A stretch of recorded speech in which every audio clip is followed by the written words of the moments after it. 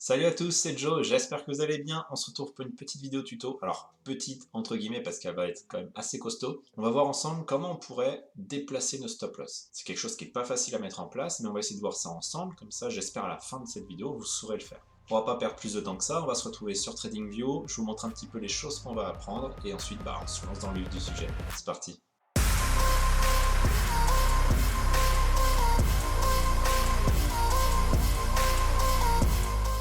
Alors ce qu'on va voir dans cette vidéo dans un premier temps, c'est les fonctions. Qu'est-ce qu'une fonction dans le développement, dans le code, si vous ne savez pas ce que c'est? Et vous allez voir qu'en fait, vous utilisez déjà ces fonctions, peut-être même sans le savoir. Donc ça, c'est assez pratique. Et du coup, ensuite, on verra comment on peut bouger nos stop loss. Qu'est-ce que ça veut dire? Imaginons que vous ouvrez votre long, ce serait dommage d'avoir un stop loss ici à ce niveau-là, un take profit ici. Vous prenez vos profits et au final, vous aurez pu gagner beaucoup plus. Nous, l'objectif, c'est, on a toujours notre stop loss, on est toujours dans la sécurité, sauf qu'on va mettre un take profit vachement plus haut. Par exemple, au lieu de le mettre à ce niveau-là, on va se dire qu'on veut le mettre à peu près à ce niveau-là. Jusque-là, rien de compliqué. Mais ce qu'on va faire, c'est qu'on va avoir des niveaux intermédiaires. Imaginons qu'on en ait un ici, je les mets un petit peu au pif. Celui-ci, on va le mettre, pour qu'on les voit, on va les mettre en vert, les niveaux intermédiaires. Donc ça va être des niveaux, on va dire, de déclenchement. On ne va pas prendre nos profits à ce niveau-là. Par contre, ce qu'on va faire, c'est que quand on dépasse ces niveaux-là, en fait, ces niveaux intermédiaires vont déclencher des choses. Ici, par exemple, quand on passera le premier, notre stop loss va monter au break-even, c'est-à-dire qu'on va arriver au prix d'achat. C'est-à-dire qu'à partir du moment où on est monté là, même si ça tombait derrière, on ne pourrait pas perdre d'argent, on viendrait à zéro. Donc là, au final, le prix est redescendu, il remonte encore une fois. Quand il passe notre deuxième niveau, cette fois, le stop loss ne va plus être à break-even, mais il va prendre la place du premier niveau qu'on avait mis ici. Donc c'est-à-dire que cette fois, si on venait à chuter complètement, on aurait quand même validé des profits. Et ici, au final, on a chuté ici, on est remonté, et on allait cette fois déclencher notre vrai take profit qui est tout en haut. Bien sûr, ça aurait pu se passer autrement, mais voilà, en fait, on a plusieurs niveaux. On va augmenter petit à petit notre take profit. Donc vous en doutez, ça va être un petit peu compliqué, et donc c'est pour ça qu'on ne va pas partir d'un script vide. On ne va pas faire tout ensemble depuis le début, on va partir de ce petit morceau de script que j'ai fait. Donc avant de commencer, on va voir ce que c'est les fonctions. Je vous l'avais dit un petit peu avant. Une fonction dans le développement, elle va retourner une valeur. C'est-à-dire qu'on va lui donner des paramètres, pas forcément, mais on peut lui donner des paramètres. Elle va faire une série d'actions, qui peut être des additions, des soustractions, des calculs de MA, des choses comme ça, on va dire ce qu'on veut dedans, et ensuite elle va nous renvoyer une valeur. Pourquoi j'ai dit que vous les utilisez déjà? C'est qu'en fait, tout ce qu'on a là, c'est déjà des fonctions. Par exemple, le mot stratégie, c'est une fonction. C'est une fonction qui va prendre en paramètre un titre, qui va prendre en paramètre d'autres choses, par exemple ici un overlay, un margin, etc. Et en fait, ce mot-là va renvoyer plein de choses. Nous, on ne le voit pas ici, mais en fait, ça renvoie plein de choses, c'est ça qui va construire notre stratégie. Ici, par exemple, ta.ema, ce qu'on a vu pour calculer une EMA toute simple, elle prend deux paramètres. Le premier ici, c'est les prix à la fermeture. Ici, c'est une longueur, et ça va nous renvoyer une EMA. Donc ça, c'est le principe des fonctions. On va en faire par la suite, donc c'est pour ça que je voulais qu'on voit la notion avant. Et je pense qu'avec des cas d'utilisation, vous comprendrez encore mieux. Ce qu'il faut retenir en tête, c'est que la fonction, ça sert surtout à ne pas refaire plein de fois un morceau de code. Par exemple, alors là c'est vraiment de n'importe quoi, mais c'est pas grave. Imaginez ici que vous voulez faire à chaque fois 1 plus 2, que ça vous voulez le diviser par 1 plus 2, que ça on multiplie encore une fois par 1 plus 2, que voilà, que tout ça, alors là je mets vraiment n'importe quoi, que c'est hop, tout ça, on soustrait 1 moins 2, voilà, donc ouais, ça ressemble à rien, mais c'est pas grave. Et imaginons que en fait ce 1 et ce 2, ils peuvent varier, et vous avez besoin de le faire plein de fois dans votre script. Donc ce que vous allez faire, c'est que vous allez créer une fonction, par exemple calcul, on met des parenthèses pour spécifier que c'est bien une fonction, on lui met une petite flèche pour expliquer ce que ça fait, on va lui dire à cette fonction calcul qu'elle va prendre deux paramètres, par exemple x et y, c'est-à-dire qu'on peut appeler cette fonction en spécifiant deux paramètres, comme par exemple le MA ici, on mettait deux paramètres, le mot close et le nombre 50. Et ensuite, ce qu'on va faire, c'est que on ajoutera x plus y. Ensuite, on refera notre division qui n'a aucun sens, c'est pas grave. Mais voilà, on referait notre calcul. Et cette fonction va nous retourner cette valeur-là. Et du coup, plus tard dans le script, on pourrait faire calcul 1,2. On assignerait ça par exemple à résultat. Et donc voilà, notre variable résultat utiliserait la fonction calcul, qu'on a fait juste au-dessus, avec 1 et 2 en paramètres. Donc ça veut dire que là, dans cette fonction, x serait remplacé par 1, y par 2, et on ferait notre calcul et on récupérait la valeur. Et ça, on pourrait le faire autant de fois qu'on veut. Là, on a 1 et 2, on pourrait le faire avec 3 et 4, etc., etc. Donc la fonction va vraiment vous permettre de gagner du temps et surtout avoir un code clair quand vous allez répéter plusieurs fois une certaine opération. Donc nous, on va virer ça, on n'en a pas du tout besoin, et on repart du début avec notre script. Bien sûr, ce script, vous n'avez pas besoin de le recopier. D'ailleurs, j'aurais peut-être dû le dire plus tôt, je ne sais pas s'il y a des gens qui commencent à recopier. Je mettrai un petit message quand même au montage, pour pas que vous vous lancez là-dedans pour rien. Il est présent en description, donc vous pouvez le récupérer tout simplement, et partir de là, ce sera quand même beaucoup plus facile. Donc là, avant de démarrer, on va quand même voir ce que fait ce morceau de script, parce que si vous partez de là sans savoir ce que ça fait, bon bah c'est pas très facile. Donc vous allez voir, il est vraiment basique. On peut s'y perdre comme ça, mais vous allez voir, c'est assez logique. Ici, j'ouvre une stratégie, jusque-là, on s'en fout, hein. Ici, je vais créer deux conditions. Alors ça, clairement, j'ai pris des trucs au pif. Vous pouvez remplacer avec vos propres conditions, vous faites ce que vous voulez. Ici, c'est la condition pour ouvrir des longues. C'est simplement un crossover de deux paramètres. Donc c'est-à-dire que lorsque l'EMA 50 passe au-dessus de l'EMA 100, on ouvre un long. Et lorsque l'EMA 100 passe au-dessus de l'EMA 50, on ouvre un short. Ça, c'est pour les deux conditions. C'est simplement ce que font ces deux lignes-là. En dessous, bah, c'est simplement ce que je viens de dire, hein. Si jamais on a la condition d'ouverture de longue et qu'on n'a actuellement aucune position d'ouverte, on peut ouvrir un long. Si jamais on a les conditions de short et qu'on n'a toujours aucune position, on ouvre un short. Donc ça, c'est pour le début du script. En dessous, qu'est-ce que je fais? J'initialise deux variables à 0. Donc je mets bien 0.0 parce que par la suite, je veux que ça soit un nombre à virgule, je veux pas que ça soit un nombre entier.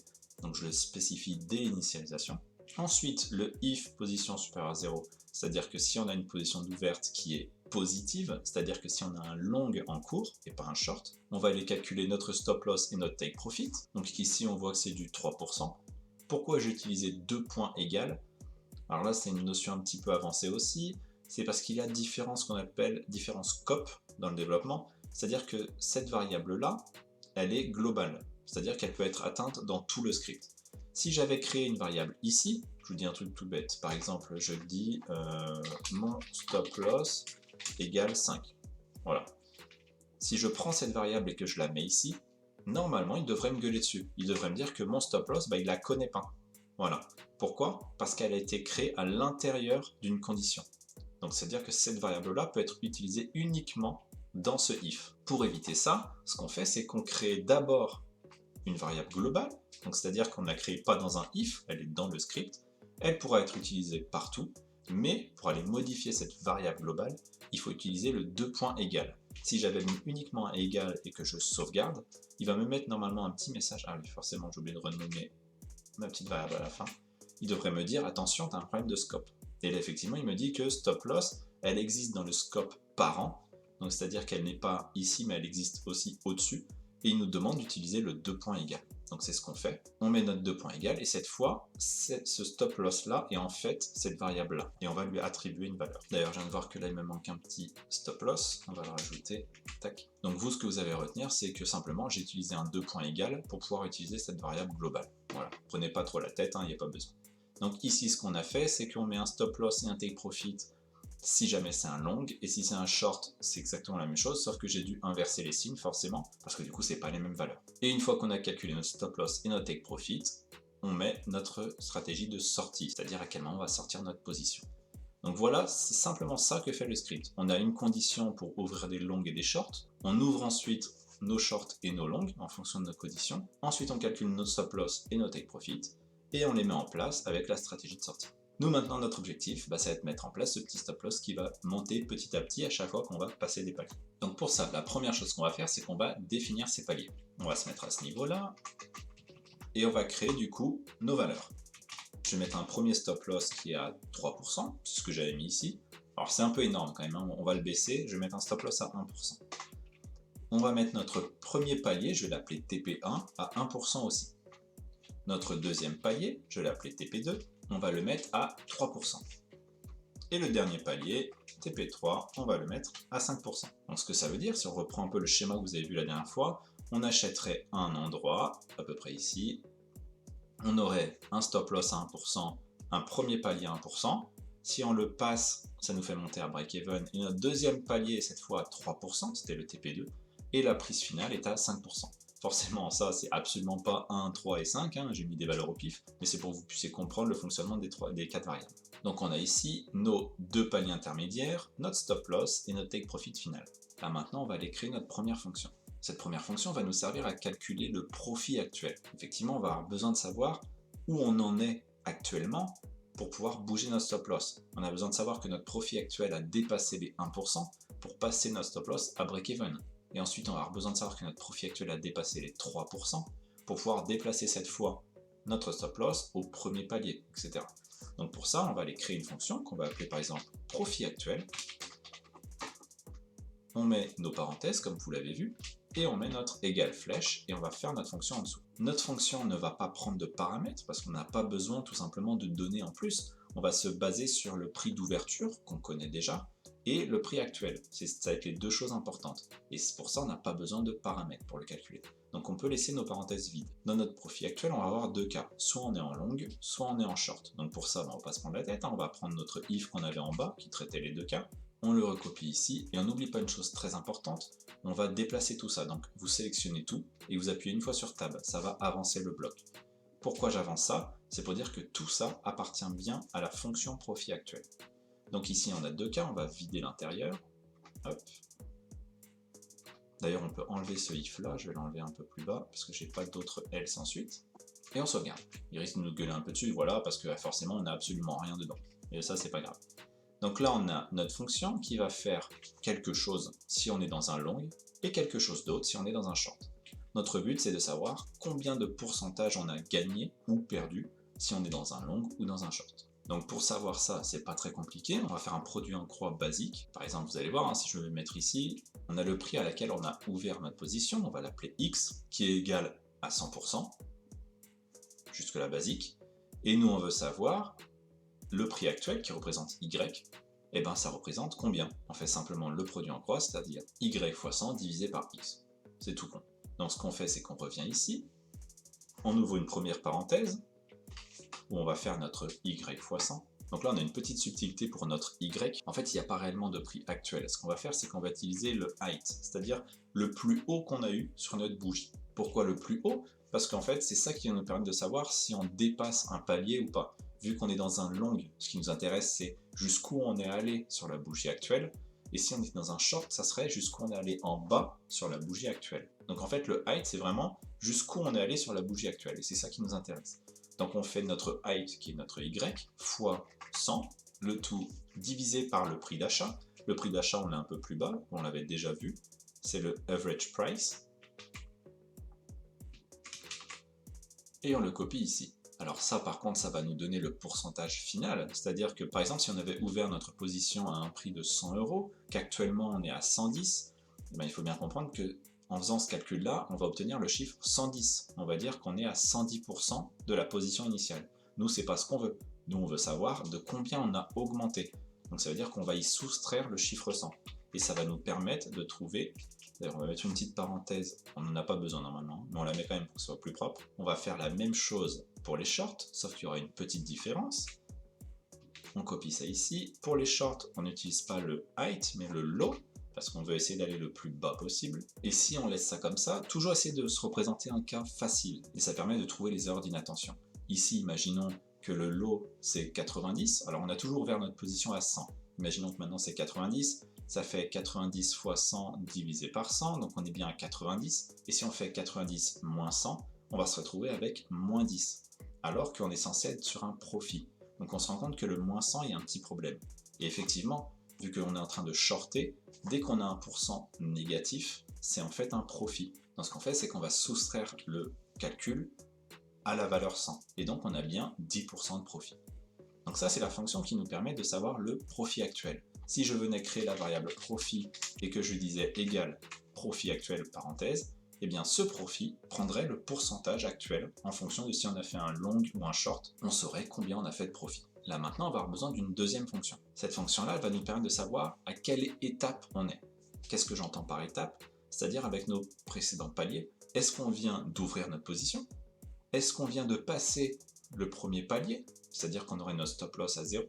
est-ce qu'on a passé le deuxième palier, etc. Là, notre but, c'est de savoir où on en est dans notre script. Alors, juste avant de poursuivre, on va rajouter une toute petite chose. Ici, on va rajouter un if, juste après le else, et on va rajouter du coup un else en dessous, et on va mettre la valeur 0. Parce qu'en fait, ce profit actuel, on va peut-être l'appeler dans des moments où on n'a pas de position, etc.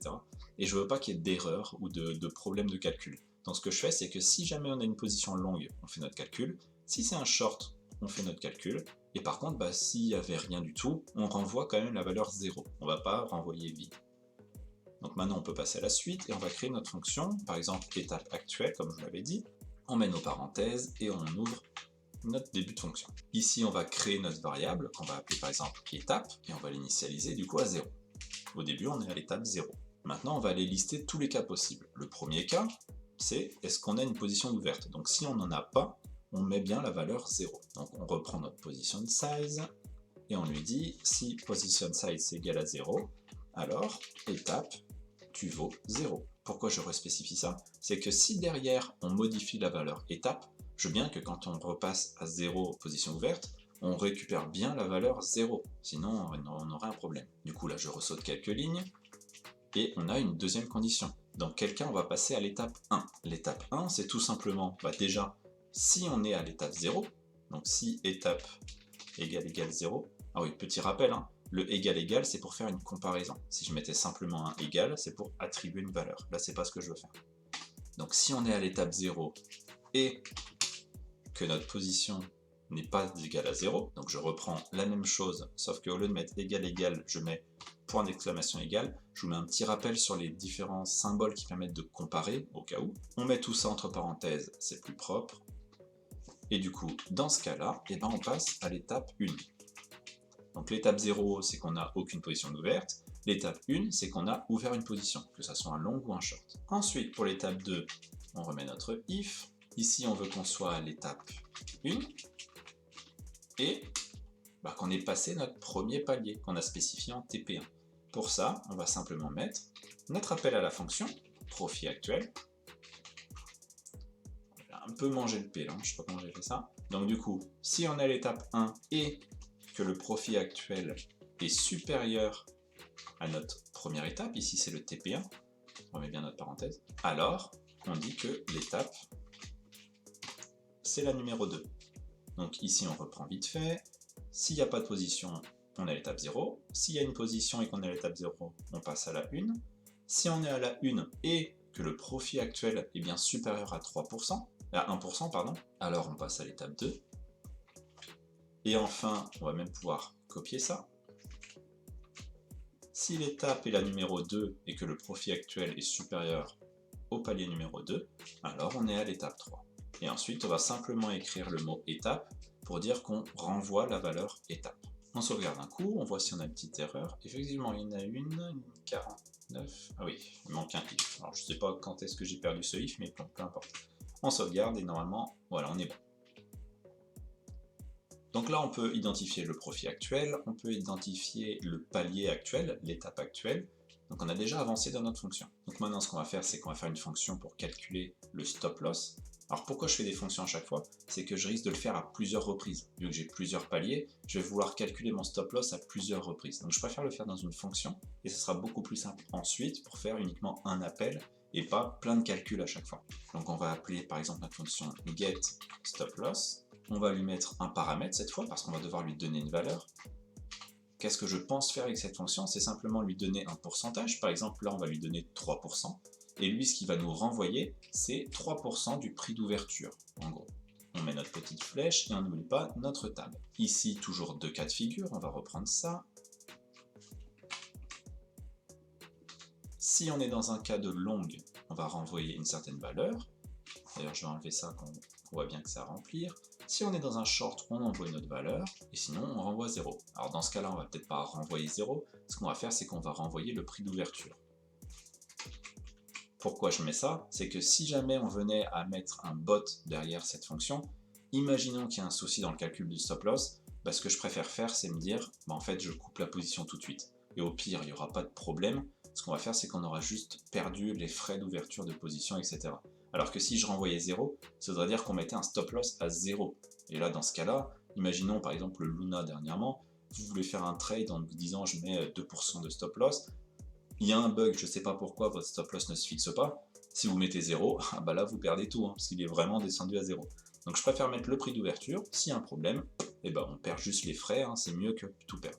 Du coup, ici on va renvoyer notre stop loss par rapport au prix d'ouverture, rien de très compliqué, on prend notre prix d'ouverture qu'on a un petit peu plus haut, on va le multiplier par 100 moins notre stop loss, on va mettre des petits espaces, tout ça on va le mettre entre parenthèses, et on divise le tout par 100. On ne va pas rentrer en détail dans l'explication du calcul, hein, c'est juste des mathématiques, mais globalement vous avez votre prix d'ouverture, vous multipliez par 100 moins votre stop loss, par exemple si c'est 1%, bah, ça fait 99, donc ça vous ferait 100 fois 99, et en le divisant par 100, bah, vous avez du coup le bon montant. Ici je reprends la même chose pour calculer le stop loss en cas de short, et cette fois c'est pas un moins, mais un plus, tout simplement. Et on sauvegarde ça. Ici on va garder nos deux valeurs, de stop loss et notre take profit, et on va sauter quelques lignes. Donc ça, ce qui est en dessous, on risque de l'enlever, mais pour l'instant on le laisse, on ne sait jamais. Donc là, qu'est-ce qu'on va faire? Si on réfléchit, notre take profit sera toujours fixe, parce qu'on va toujours se baser sur la valeur TP3. Donc ce qu'on va faire, c'est qu'on va déjà le calculer, comme ça c'est fait, on n'a plus besoin d'y penser. Donc là, toujours pareil, on peut se rebaser là-dessus.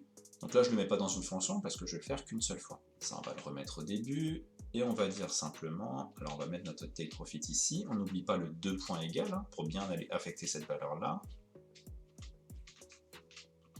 Voilà. Si on est sur un long, on prend notre prix d'ouverture, on le multiplie par 100 plus la valeur et on divise par 100. Pour un short, c'est l'inverse, on met un moins. C'est tout simplement l'inverse d'un stop loss, hein. Il n'y a pas de grande difficulté là-dessus. Si jamais on a un problème, on met le prix d'ouverture, hop, on fait sauter, on arrive, on paye que les frais, ça vous avez compris. Donc ça c'est pour calculer notre take profit. Maintenant on va aller récupérer l'étape actuelle. Donc on va mettre simplement étape actuelle égale, et on va mettre notre nom de fonction qui est un peu plus haut. D'ailleurs si je fais un petit contrôle espace, je devrais retrouver mon nom de fonction. J'oublie pas les parenthèses, et c'est bon. Là on sait dans quelle étape on est. Donc on n'a pas besoin de traiter l'étape 0, parce qu'en fait notre étape 0 est gérée ici, tout simplement. Effectivement ici, si on n'a pas de position ouverte, et qu'on a les conditions de longue, on va ouvrir notre position. Et quand on passera dans notre étape actuelle, et ben en fait on va passer à l'étape 1. Donc l'étape 0, on n'a pas besoin de la traiter. Ah oui, pardon, je viens de voir avec l'erreur en dessous, là le PSH parce que j'ai copié ça, mais en fait il faut simplement prendre le TP3 bien évidemment. Donc ce qu'on veut c'est calculer le take profit en fonction de cette dernière valeur. Donc, comme on a dit, on traite la première étape.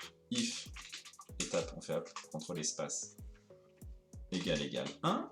Donc si l'étape actuelle c'est la 1, on va aller déjà fixer nos premiers stop loss, parce qu'on sait dire qu'on vient juste d'ouvrir notre position, mais on n'a pas fixé de stop loss encore, on a juste ouvert notre position.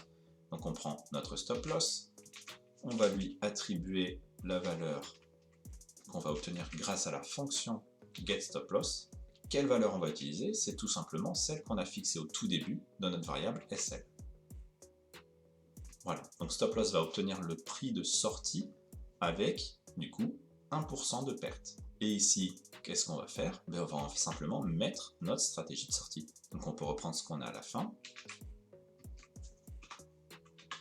On l'écrit ici. Ah, j'aime pas trop ça. On va juste mettre un tab, ça sera plus propre. Voilà. Donc notre stratégie de sortie qu'on va appeler exit.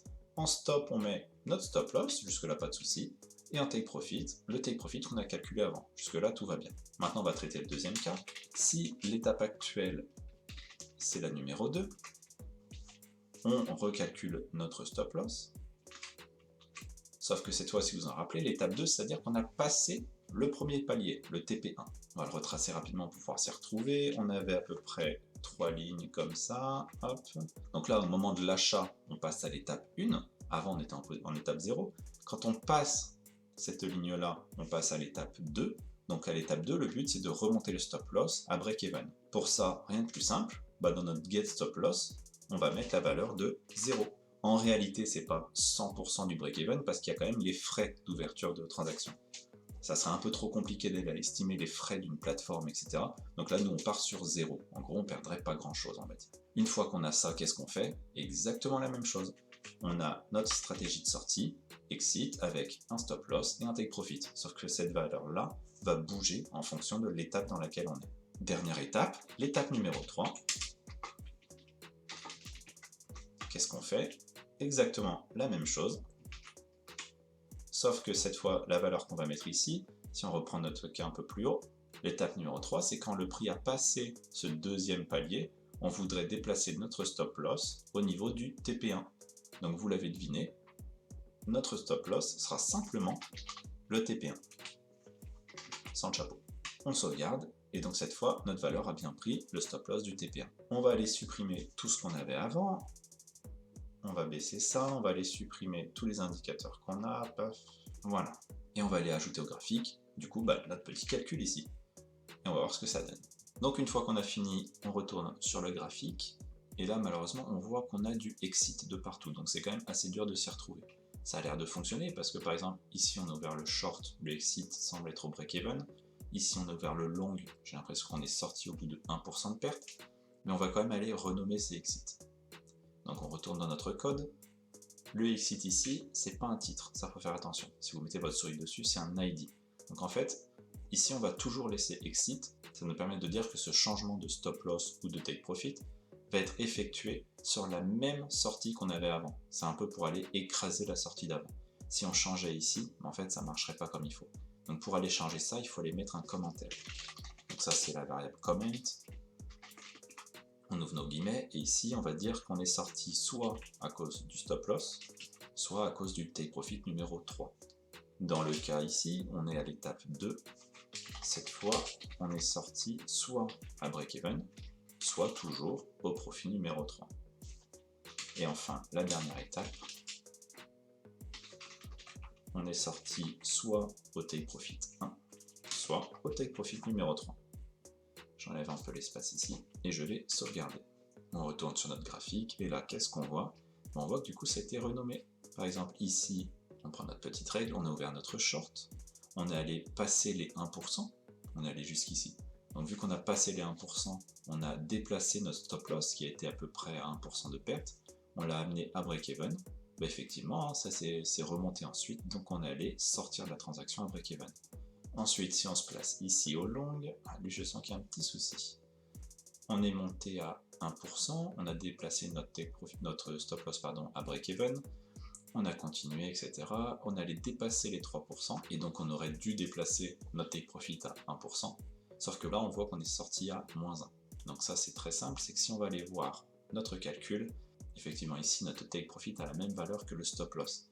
On a dit qu'on voulait un stop loss de 1% et un take profit aussi de 1%. Donc pour régler ça, c'est pas très compliqué. Vu que là notre take profit devient un stop loss, on va le mettre en négatif. On sauvegarde ça et on retourne sur notre graphique. Là cette fois ça a fonctionné. On a bien fait plus 1%, on a déplacé notre stop loss à break-even. On est monté jusqu'à plus de 3%, de très peu. On a déplacé notre stop loss à 1% et au final on est sorti avec 1% de profit. Il doit y avoir un endroit où cette fois on est vraiment allé taper le take profit, on va essayer de le trouver. Tac tac tac. Là, on va aller dans les transactions.